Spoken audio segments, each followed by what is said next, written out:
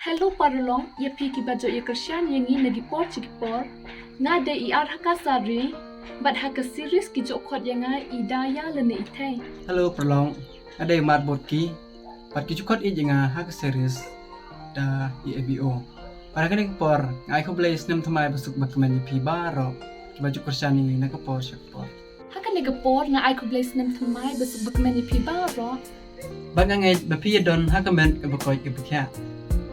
Bat haka nagapor ni naga tim jongi barok kawai ni van rai pi ya ka festival Thadlaskein.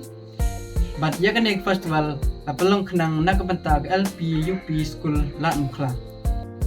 Kaban pelong ha uneus nem uban arhajar arpasau.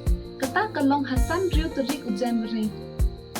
Ya kene ka festival lapan yai dagalan ukla dor barsnong. Ikon ngi veri pi baro gi perlok opiniwan hakini gi asni. Kajaka kalong Thadlaskein lani marjan bat ka highwin restoran. Kapor ban pelong ya kan festival kalong CBJ Janmit. Hakan ka festival don draw ki cultural dance competition, open dance competition, drawing and painting competition.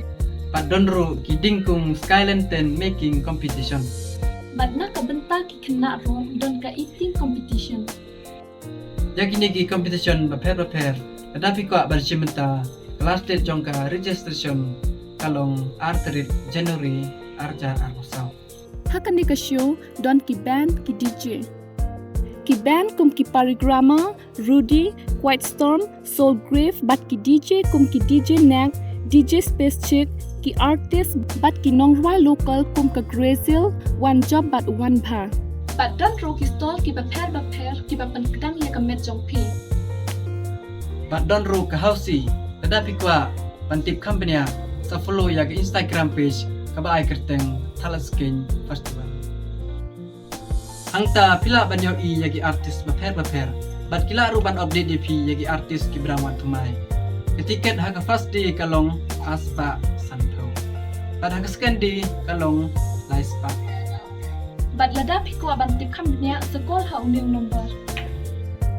Ni kon ni veri pi ki parlok ba pinsya bahayawan haka ni ka festival ban long Thadlaskein. Kubleshibun.